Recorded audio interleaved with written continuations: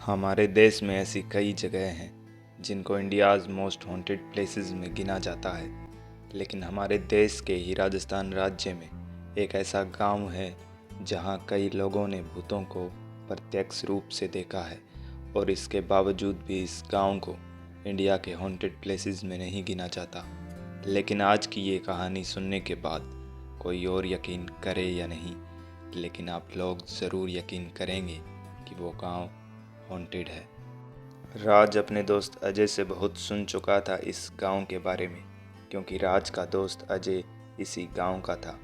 राज भूतों में बिल्कुल नहीं मानता था और अजय अक्सर ये कहता कि तू हमारे गांव चल, फिर देखते हैं तू कैसे यकीन नहीं करता। राज भी एक बार जाकर अजय के गांव में देखना चाहता था।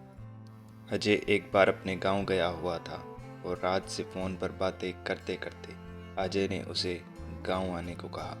राज ने भी सोचा कि दोस्त के गांव घूम आएगा और इसी बहाने उसे काम से ब्रेक भी मिल जाएगा। अगली ही सुबह राज अजय के गांव के लिए निकला और 8 घंटे के लंबे सफ़र के बाद शाम की पहर अजय के गांव पहुंचा। बस स्टैंड से अजय राज को लेने आया। बस स्टैंड से अजय के घर जाने का एक ही रास्ता था, जो कब्रिस्तान से होकर जाता था। खैर, राज अजय के साथ उसके घर पहुंचा। अजय के घर सिर्फ उसके हाफ पैरालाइज्ड बाबूजी थे। माँ तो 4 साल पहले ही चल बसी और अजय की बीवी किसी ज़रूरी काम से आज ही अपने मायके गई थी। राज अजय के बाबूजी से मिला, जिनकी हालत काफ़ी गंभीर थी। उनसे ठीक से बोला भी नहीं जा रहा था। खैर, देर रात तक गप्पे मारने के बाद अजय और राज अपने अपने कमरे में जाकर सो गए। राज को सोए हुए कुछ ही देर हुई थी कि एक खांसने की आवाज़ से उसकी नींद टूटी। राज ने उठकर देखा, उसके कमरे का दरवाज़ा खुला था और बाहर उसके कमरे के सामने से अजय के बाबूजी चलकर घर के मेन दरवाजे की ओर जा रहे थे। लेकिन ये कैसे हो सकता था?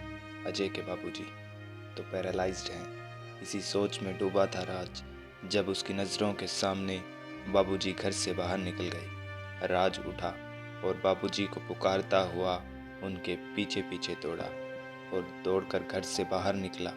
लेकिन बाहर रात के घुप अंधेरे में राज को कोई दिखाई नहीं दिया।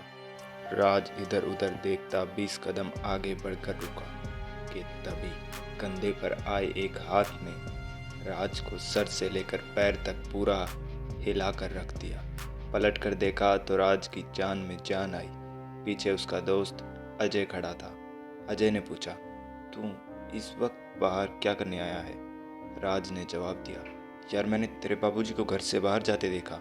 अजय ने ज़रा गुस्से में कहा, पागल हो गया है क्या तुम? भांग पी रखी है क्या? बाबूजी बेचारे चल भी नहीं सकते, वो कैसे घर से बाहर आ सकते हैं? इस बात का राज ने कोई जवाब नहीं दिया, लेकिन वो जानता था कि उसकी आंखों ने धोखा नहीं खाया है। खैर, आगे आगे राज और पीछे पीछे अजय। राज मेन गेट से अंदर घुसा और घुसते के साथ ही उसकी आंखें फटी की फटी रह गई, क्योंकि सामने अजय खड़ा था। राज ने पलटकर पीछे देखा। पीछे अब कोई नहीं था। सामने खड़े अजय ने राज का खुला मुंह और फटी आंखें देख कहा, क्या हुआ? भूत देख लिया क्या? राज बोला, मैं जानता हूँ ये सब तू ही कर रहा है ना, मुझे डराने के लिए। अजय ने पूछा, अरे पर हुआ क्या है? राज ने अजय की इस बात का जवाब नहीं दिया और सीधा जाकर अपने बिस्तर पर लेट गया। लेकिन 10 या 15 मिनट के बाद एक बार फिर राज की नींद टूटी। खिड़की से आती उस आवाज़ के कारण राज बिस्तर से उठा। खिड़की तक जाकर खिड़की खोली तो वो दबी सी आवाज़ और भी तेज हो गई। राज ने देखा कि उसकी खिड़की से कुछ ही दूरी पर 4 औरतें अपने चेहरे को बालों से ढककर आसमान की तरफ हाथ किए रोए जा रही थी। ये नज़ारा राज को ये मानने पर मजबूर कर रहा था कि यहाँ पर कुछ तो गड़बड़ है। राज ने तुरंत खिड़की बंद की और खिड़की बंद करते ही वो आवाज़ें भी शांत हुई। पलटकर राज दौड़ा दौड़ा अजय के कमरे तक गया, लेकिन अजय अपने कमरे में नहीं था। राज बाबूजी के कमरे में गया, लेकिन अजय वहाँ भी नहीं था। लेकिन अजय के बाबूजी अपनी गर्दन टेढ़ी किए दरवाजे की ही तरफ देख रहे थे, जहां इस वक्त राज खड़ा था। बाबूजी ने अपने कांपते दाएं हाथ से राज की तरफ पास बुलाने का इशारा किया। राज बाबूजी के ज़रा पास गया। वो कुछ बोलना चाह रहे थे, लेकिन राज को कुछ समझ नहीं आ रहा था। राज ने बाबूजी के होठों के सामने अपना कान लगाया। बाबूजी ने धीरे से राज के कान में कहा, अजय मर चुका है। राज ने एकदम कान हटाया, क्योंकि राज समझता था कि बाबूजी की दिमागी हालत ठीक नहीं है। राज 4 कदम पीछे हटा। तभी राज के कानों में अजय की आवाज़ पड़ी, भाई राज, बाहर आ जल्दी, बाहर आ भाई। राज दौड़ा बाहर की तरफ। उसे लग रहा था कि अजय किसी मुसीबत में फंसा है। राज दौड़कर घर से बाहर गली में पहुंचा तो देखा गली के एक कोने पर अजय खड़ा राज की तरफ पास बुलाने का इशारा कर रहा था। राज अजय के पास पहुंचा। पागल इंसान, रात के इस वक्त इधर क्या कर रहा है? लेकिन इसके जवाब में जो बात अजय ने कही, उसकी उम्मीद राज को बिल्कुल भी नहीं थी। चुप चुप चुप चुप चुप। तो कहता था ना कि तुझे हमारे अस्तित्व पर यकीन नहीं है, लेकिन आज तुझे यकीन करना होगा माय डियर राज।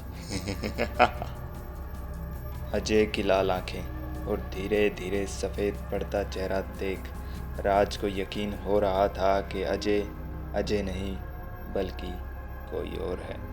राज उल्टे पैर दौड़ा घर की तरफ और पीछे से बिल्कुल उसके कान में एक आवाज़ गूंजती रही, भागो मत राजा बाबू, भागो मत, हम दिखाते हैं आपको भूत। राज ने पीछे मुड़कर एक बार भी नहीं देखा और सीधा बाबूजी के कमरे में पहुंचा और अंदर से दरवाज़ा बंद कर लिया। बाबूजी अभी भी दरवाजे पर नज़रें गड़ाए थे। एक बार फिर उन्होंने इशारा करके राज को पास बुलाया। राज ने पास जाकर कान लगाया तो बाबूजी ने कहा, वो आत्मा तुम्हारा कुछ नहीं बिगाड़ सकती, बस तुम डरो मत। राज को भी बाबूजी की ये बात बिल्कुल पते की लगी। राज ने अपनी आंखें बंद की, कमरे से बाहर निकला। रात भर अंदर बाहर होने की वजह से राज को इतना तो अंदाज़ा हो चुका था कि उसका कमरा कितने कदमों की दूरी पर है। राज आंख बंद किए ही जाकर अपने बिस्तर पर लेट गया। रात भर उसे औरतों की रोने की आवाज़,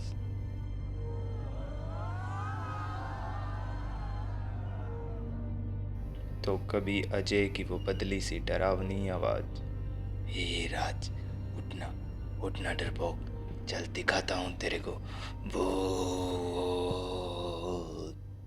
अगली सुबह राज को मालूम पड़ा कि शहर से लौटते वक्त अजय का रास्ते में ही एक्सीडेंट हुआ और उसकी मौत हुई। मतलब अब तक राज जिससे घंटों बातें करता था वो अजय नहीं बल्कि उसका भूत था।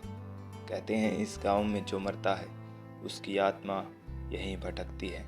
कुछ आत्माएं क्रूर होती हैं अजय की तरह और कुछ दयालु बाबूजी की तरह। जी हाँ, राज को ये भी पता चला कि 15 दिन पहले ही बाबूजी की मौत दौरा पड़ने से हुई।